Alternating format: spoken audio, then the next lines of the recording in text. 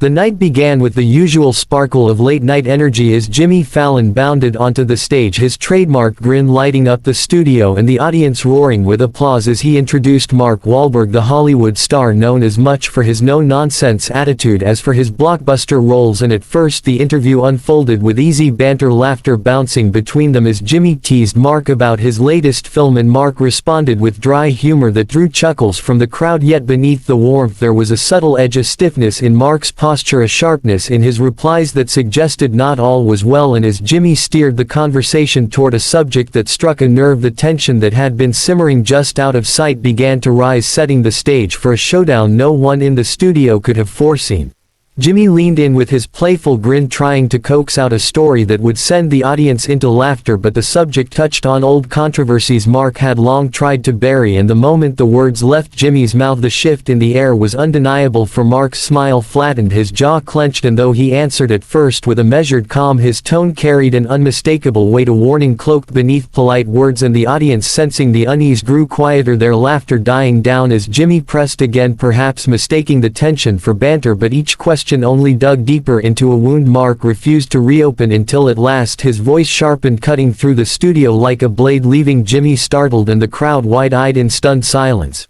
Mark shifted in his seat, his shoulders squaring as if bracing for a fight he never asked for, and though Jimmy attempted to laugh off the sharp exchange, the strain in his voice betrayed the unease creeping across the stage, the playful host suddenly finding himself on unfamiliar ground. And Mark's reply carried no trace of humor, only blunt defiance, as he made it clear he would not allow his past to be turned into a punchline. And the air in the studio thickened until it felt electric, each pause in their conversation heavier than the last, while the audience sat frozen, some nervously chuckling, others whispering among themselves, uncertain whether they were witnessing an awkward joke or the unraveling of an interview destined to make headlines. Jimmy leaned forward, his hands spread in a gesture of light-hearted defense, insisting he meant no harm, that the question was only meant to entertain. But Mark's eyes narrowed, the muscles in his jaw tightening as he reminded Jimmy that respect was not optional even under the glare of stage lights and laughter, and the crowd gasped at the bluntness of his tone, unused to seeing a guest challenge the easygoing host so directly. And Jimmy tried to recover with another joke, hoping to soften the mood, but the humor fell flat against the wall of Mark's intensity, the air in the room growing heavier by the second, as if every word spoken carried the weight of something much larger than an interview, until the energy teetered on the edge of collapse.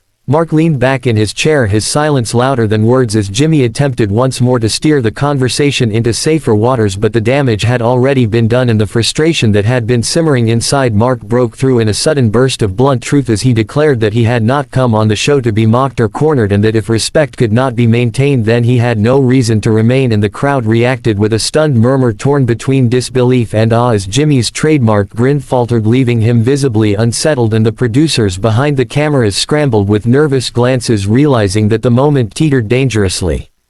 close to implosion, and Mark's presence on the stage had transformed from reluctant guest to unyielding storm about to sweep off set.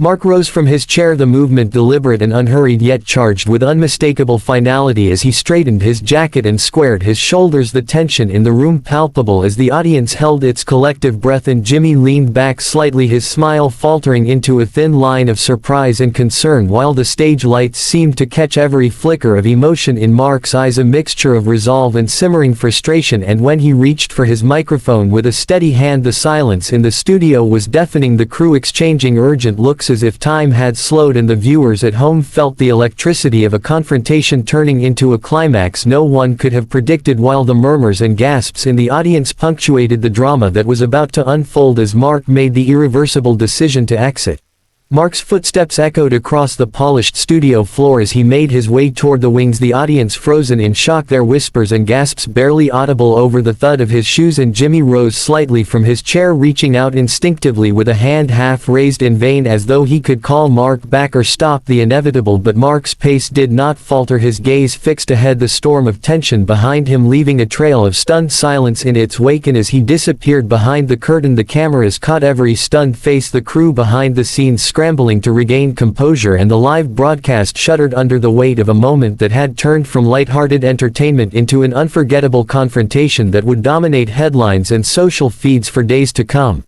The studio fell into a tense hush as Jimmy sank back into his chair, his smile gone, replaced by a mix of shock and awkward disbelief, and the audience shifted uneasily, their murmurs filling the space where laughter had once been, while the crew behind the cameras scrambled frantically, signaling producers and technicians as if willing the chaos to be controlled, and Jimmy's voice finally broke through the silence, a strained attempt at humor and reassurance, but it faltered against the raw energy left by Mark's abrupt exit, and the cameras panned across wide eyes and frozen expressions, capturing the dissonance of a live show suddenly transformed into a spectacle of tension and uncertainty that no script had prepared anyone to handle. As the broadcast finally cut to a commercial, the studio felt heavy with the weight of what had just occurred, the audience sitting in stunned silence, some checking their phones to see if the clip had already gone viral, while others exchanged wide-eyed whispers, and Jimmy leaned forward, resting his elbows on his knees, his face betraying a mixture of disbelief and frustration, and the crew behind the cameras hurried to adjust the schedule and smooth over the disruption, trying to salvage a show that had been thrown into chaos by a single walkout, and through it all the memory of Mark's sharp words and deliberate exit lingered like an electric charge that refused to dissipate, leaving everyone in the room aware that no one would soon forget the tension that had erupted on what was supposed to be a light-hearted late-night set.